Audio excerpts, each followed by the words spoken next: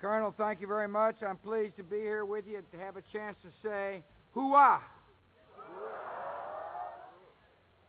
I'm here to congratulate those of you who have completed your basic training. I thanks to your families for supporting these fine Americans. I want to thank those who've worked hard to train you. You have stepped forward to volunteer to defend our country at a time of danger. And you need to know you're making all Americans proud.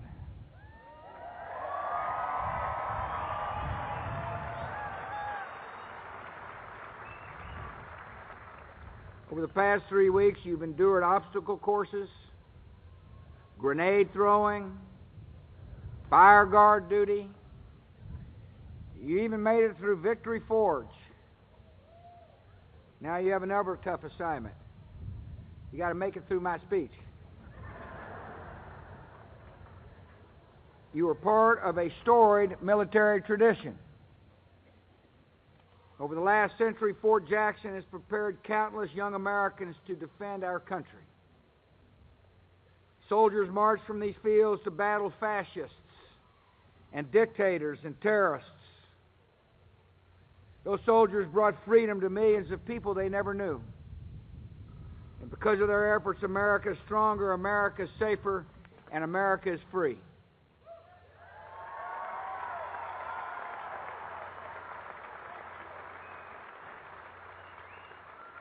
Once again, our nation calls on brave Americans to confront our enemies and bring peace and security to millions. And you're answering that call.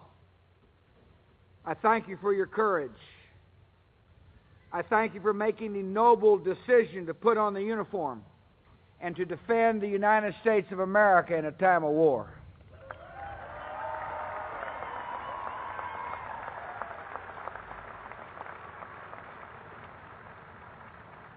Many of you will deploy to Iraq. You will help carry out a new strategy that over the past few months has taken the initiative from the enemy and driven them from key strongholds. Today I want to share with you and the American people some of the progress we're making in Iraq, what we can expect in the months ahead. The fight for Iraq is critical to the security of the American people. And with the skill and valor of the soldiers standing before me, standing beside me, and standing behind me, it is a fight that we will win.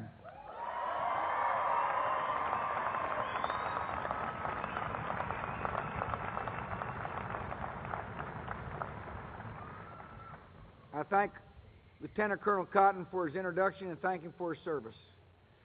I'm proud to be with the governor of the great state of South Carolina, Governor Mark Sanford.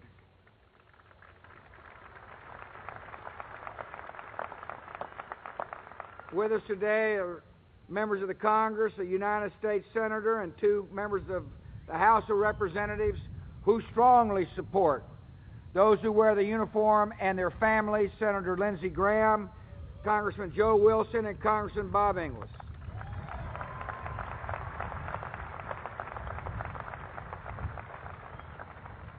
I thank General Switters for his hospitality and his leadership. I thank Command Sergeant Major Brian Carlson for his leadership.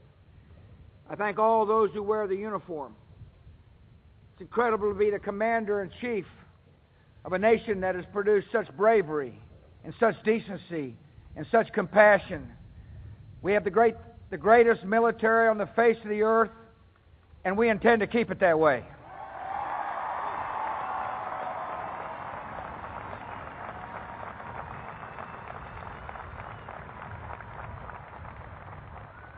It's a great day of celebration, and I thank you for letting me come to celebrate with you. I know the moms and dads and family members are so proud of those who will be parading in front of us here in a minute, but it's also a time of war for our country. I wish I did not have to report that, but it's the truth, the way it is in this world in which we live. It's a moment when these soldiers prepare to assume responsibility for the security of our country and the safety of the free world. Today we face an enemy that is willing to kill the innocent to achieve their political objectives. An enemy that showed us the horrors they intend for us on September the 11th, 2001, when the terrorists murdered nearly 3,000 innocent souls on our own country. You know, it's a day I'll never forget. And it's a day our country should never forget. Some lessons that we must understand. First, conditions overseas matters to the security of the United States. When people live in hopeless societies, it's the only way that these evil perpetrators of violence can recruit. What matters overseas matters to the homeland. One of the lessons of September the 11th is we can't hope for the best. We must stay on the offense. We must keep the pressure on the enemy.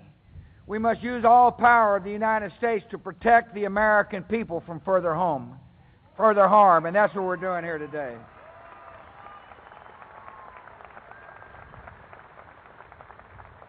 And as we keep pressure on the enemy, we must always remember that the ultimate path to peace will come from the spread of freedom and liberty. That freedom is the great alternative to the ideology of the murderers and the radicals. That we're working to help others become free. That our noble military is laying the foundation for peace for generations to come. And it is Iraq that is the central front in this struggle. In that country, a democratic ally is fighting for its survival. Our enemies have sought to build safe havens there from which to plot further attacks against our people. And those who will be parading in front of us soon will be called upon to stop them. By taking the fight to the enemy in Iraq, we will defeat the terrorists there so we do not have to face them in the United States.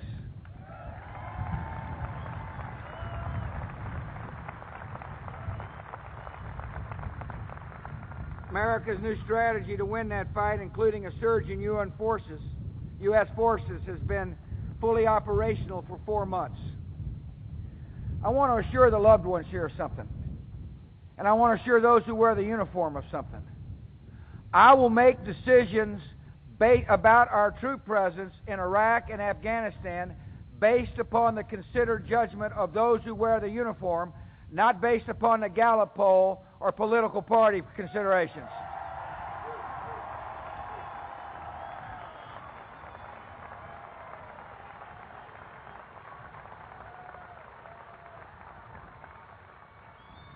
So I accepted the recommendations of General David Petraeus, and I want to report to you on some of the results. Our new strategy emphasized securing the Iraqi population as the foundation for all other progress in that country. And here's what I can report. First, the challenges. Parts of Iraq continue to be violent and difficult. The terrorists are still capable of murdering the innocent that will get on our TV screens. The enemy remains determined. But what they have learned about the United States of America is we are more determined. We're more determined to protect ourselves and to help people realize the blessings of freedom. With our help, the Iraqi people are going on the offense against the enemy. They're confronting the terrorists, and they're taking their country back. As part of our strategy, we sent forces into neighborhoods where Iraqis live to rout out the extremists, to gain the confidence of the people. Together with Iraqi forces, we have captured or killed an average of more than 1,500 enemy fighters per month since January of this year.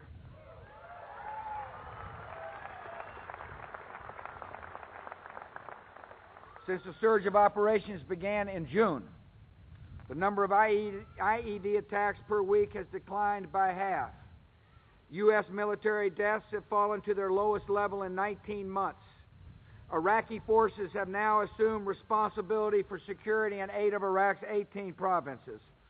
Across this country, brave Iraqis are increasingly taking more responsibility for their own security and safety. We're seeing some of the most dramatic changes in Anbar province.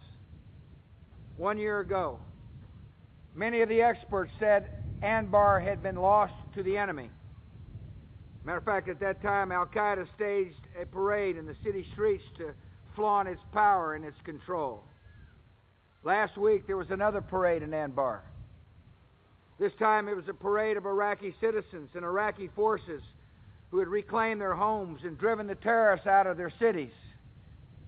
And these changes were made possible by the bravery and determination of our Iraqi partners and the incredible bravery of the men and women of the United States military.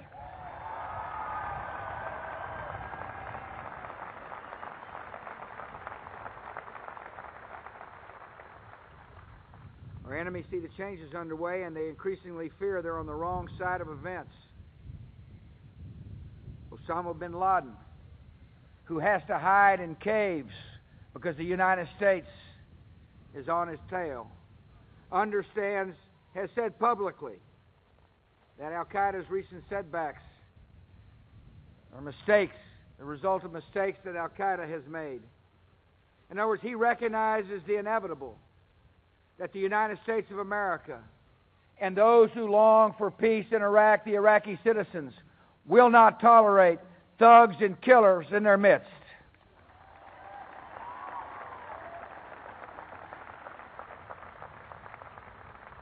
The Iraqis are becoming more capable, and our military commander tells me that these gains are making possible what I call return on success. That means we're slowly bringing some of our troops home, and now we're doing it from a position of strength. Our new strategy recognizes that once Iraqis feel safe in their homes and neighborhoods, they can begin to create jobs and opportunities, and that is starting to happen. There's some challenges. Corruption remains a problem, unemployment remains high, and the improvements we are seeing in the Iraqi economy are not uniform across the country. But overall, the Iraqi economy is growing at a strong rate. We're seeing improvements in important economic indicators. Inflation's been cut in half. Electricity production in September reached its highest level since the war began, and higher than it was under Saddam Hussein. Behind these numbers are stories of real people, some of whom our troops may meet, and some real cities where you may patrol. In Baqaba, the historic market has been reopened in a city that had been in a virtual lockdown a few months ago. In Fallujah, workers have turned an artillery factory into a civilian machine shop, employing 600 people. In a Baghdad neighborhood of Amaria, an Al-Qaeda stronghold until a few months ago, locals have returned and are reopening their shops. Here's what progress means to one shopkeeper in the former Al-Qaeda stronghold of Arab Jabur. He's a local butcher. He says that as recently as June, he was selling only 1 or 2 sheep per week. Now the terrorists cleaned out, and residents returning home, he's selling 1 or 2 sheep per day. Slowly but surely, the people of Iraq are reclaiming a normal society. You see, when Iraqis don't have to fear the terrorists, they have a chance to build better lives for themselves. You must understand that an Iraqi mom wants her child to grow up in peace just like an American mom does.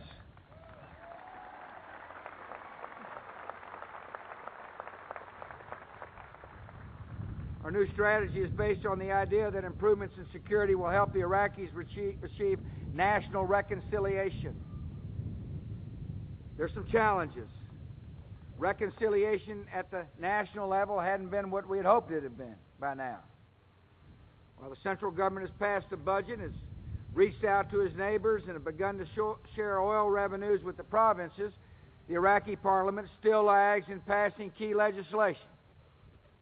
Political factions are still failing to make necessary compromises.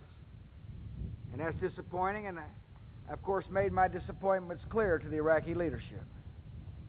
At the same time, reconciliation is taking place at the local level.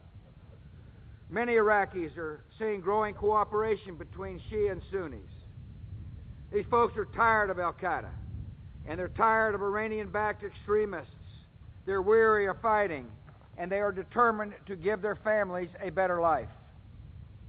In Baghdad, Sunni and Shia leaders in one of the city's most divided neighborhoods recently signed an agreement to halt sectarian violence and end attack on coalition forces. In Anbar, Sunni sheikhs hosted Shia sheikhs from Karbala province to discuss security and express their unity. And I can assure you, as can the soldiers who have been in Iraq, that 1 year ago such an event was unthinkable. In Diyala province, tribal groups come together for the first time to foster reconciliation. Let me tell you a story of interest to me. Extremists had kidnapped a group of Sunni and Shia leaders from Diyala. One of them was shot dead. According to a tribal spokesman, the extremists offered to release the Shia sheikhs, but not the Sunnis.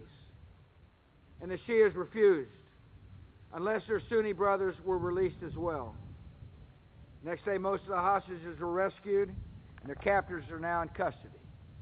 And the point I make is that given time and space, the normal Iraqi will take the necessary steps to fight for a free society. After all, 12 million people voted for freedom. 12 million people endorsed a democratic constitution. And it's in our interest we help them succeed. It's in our interest we help freedom prevail. It's in our interest we deny safe haven to killers who have one time killed us in America. It's in our interest to show the world that we've got the courage and the determination necessary to spread the foundation for peace, and that is what we're here to honor today.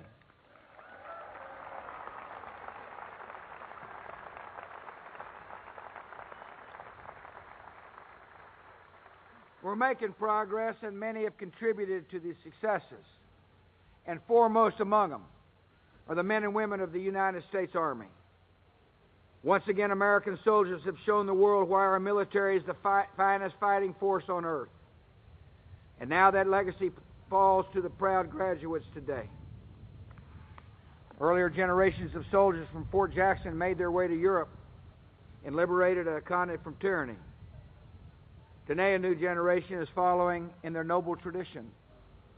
And one day, people will speak of your achievements in Baqaba and Baghdad the way we now speak of Normandy and the Bulge. The post was named for a great American president. He served his country in two major conflicts, including the American Revolution at the age of 13. Andrew Jackson was renowned for his courage, and that courage lives on at the base that bears his name. Troops from Fort Jackson have served with honor and distinction in today's war on terror, and some have not lived to make the journey home. And today we honor their sacrifices. We pray for their families. We remember what they fought for, and we pledge to finish the job.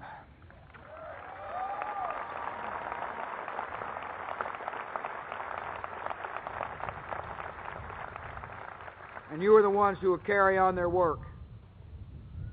Americans are counting on you, and their confidence is well placed. You've trained hard. You've prepared for battle. And when you take up your missions, you will give a new meaning to the slogan chanted by thousands of soldiers on this base in many wars and in many eras. Victory starts here. May God bless you all, and may God bless the United States of America.